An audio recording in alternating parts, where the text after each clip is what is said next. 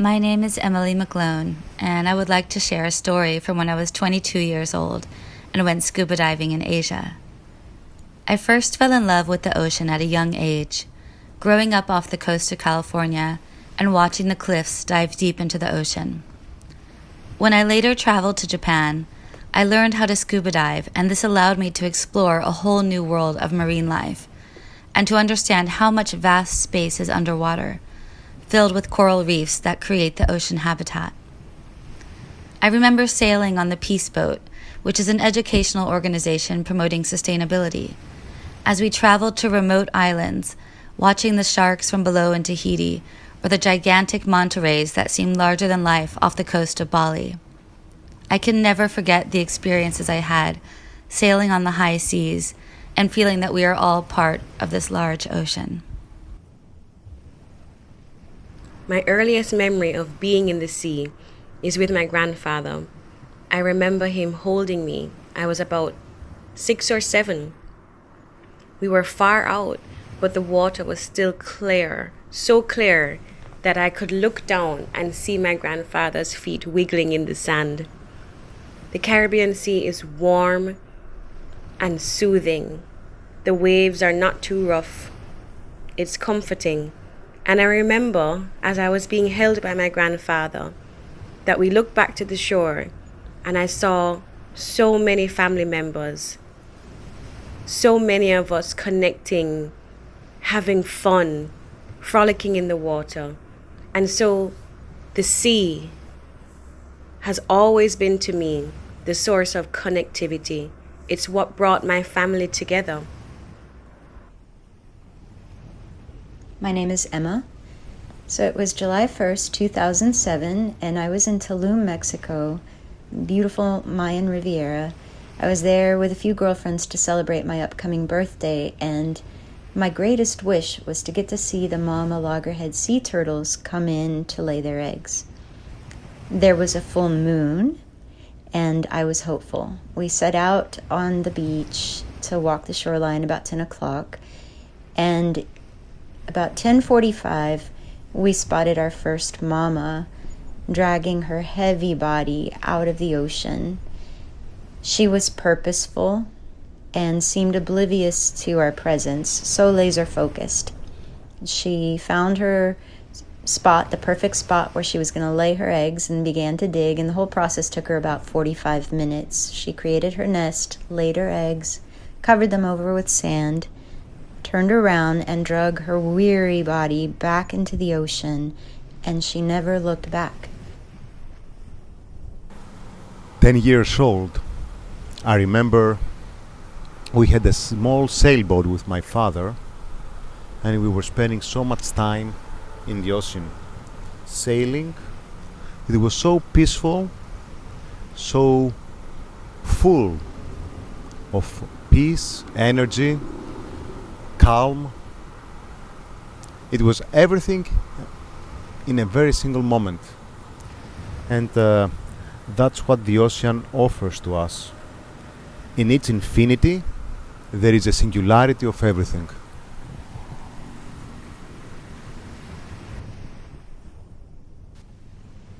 My name is Mia. A few years ago when I was 21, I went scuba diving for the first time in the Cayman Islands.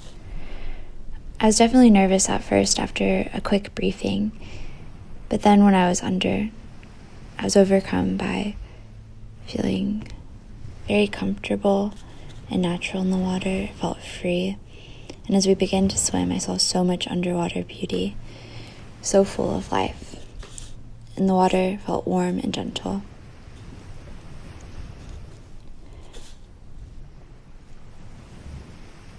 My first ocean research cruise in grad school totally blew me away.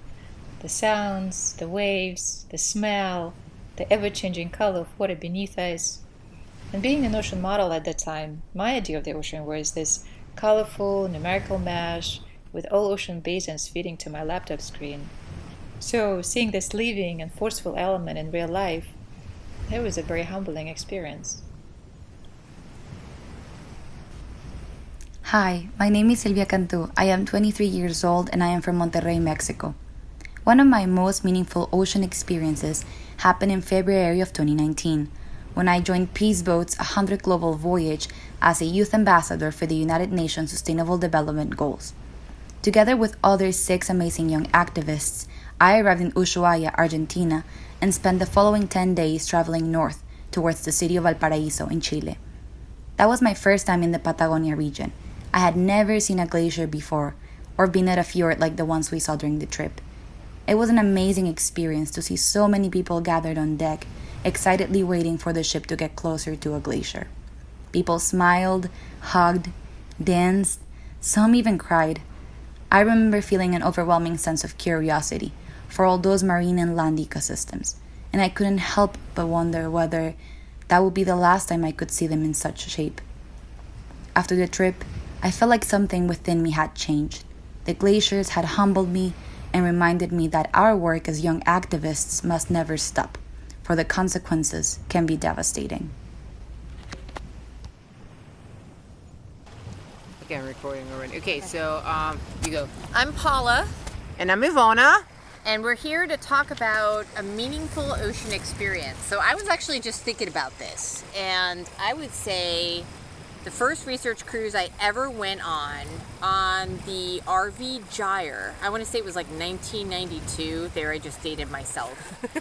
And we were going into Panama to go through the Panama Canal. And on our way through the Caribbean, we were beta testing these new contraptions that you dove with, that you put over your head and you could talk to each other underwater. It was insane. While you were trying to set benthic landers. I vividly remember this.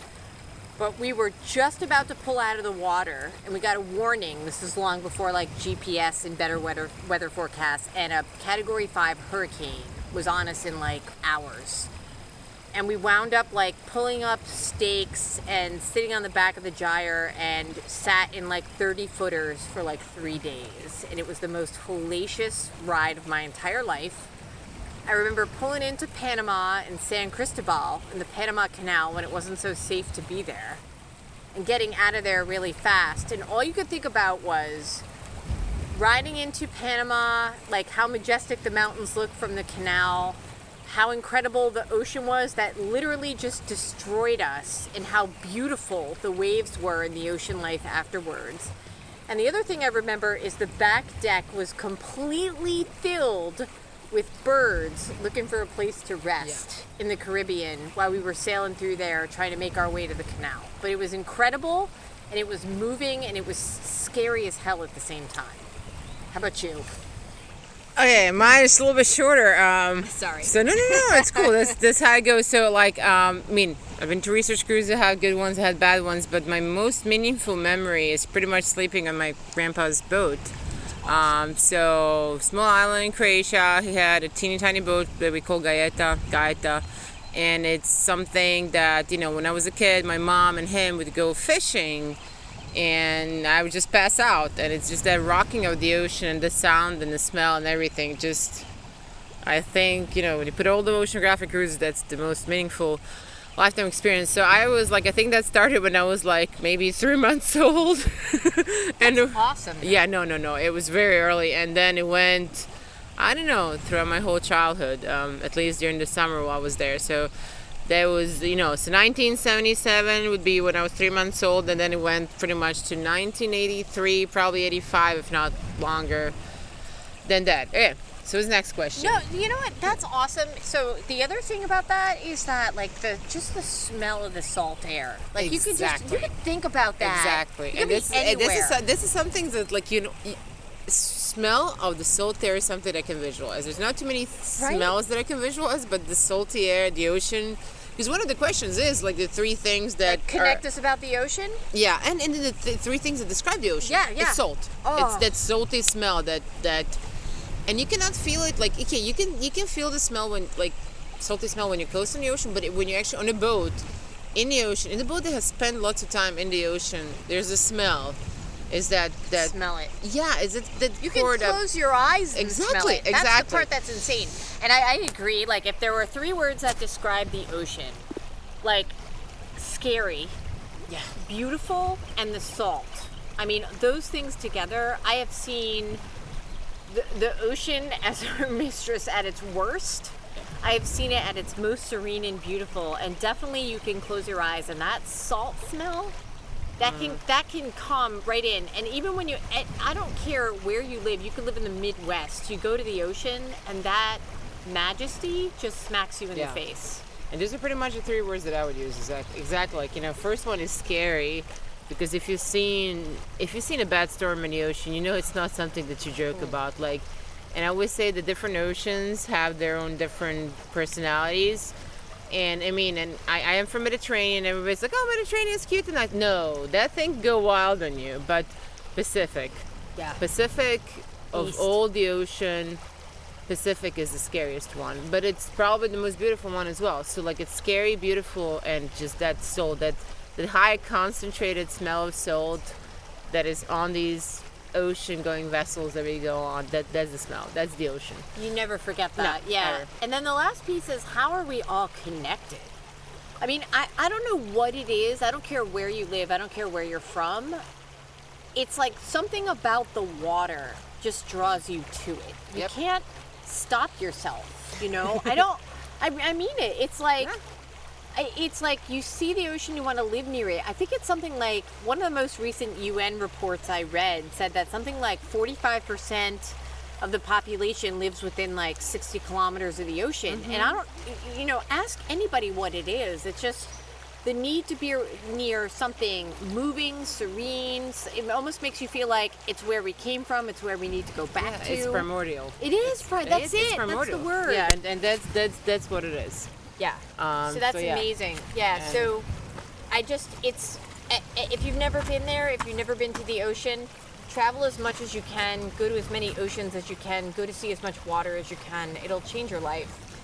And in theory, if you have a big imagination and stuff, in theory, if you put your hand in the ocean, you've been to all these other places that you're never going to be maybe able to see. And like, there's the same ocean that connects us and Philippines and Croatia and Australia and Antarctica and up Greenland and everything. It's this whole same body of water that just kind of like weaves into the life and through the earth and through the life. So like, it's pretty much, I think it's primordial. That's like, it's just kind of like, there's water. I mean, we're next to the water right now. It's not ocean.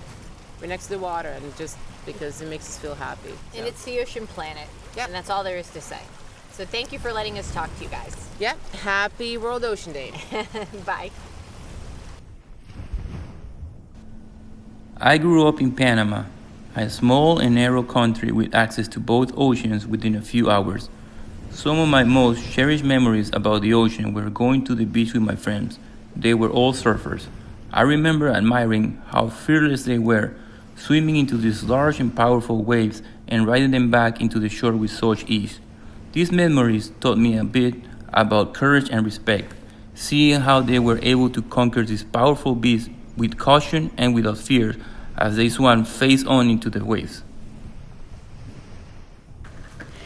This may sound strange, but my first memorable ocean moment was the first time I saw a globe. I'm from Buffalo, New York, inland, and just seeing all of the blue cover the earth inspired me to learn more about what covers 70% of the planet. When I graduated with my PhD and I started a career in marine science, I was focused on Florida red tide, a toxic algal species that was posing threat to human health. And I realized how many questions we still had that we couldn't answer because of the complexities of our marine systems and all that we didn't know. In fact, 80% of our oceans are unexplored or unmapped. And to me, that's motivating, that's inspiring, and keeps me moving to build on the science that we know and build on our knowledge of our oceans.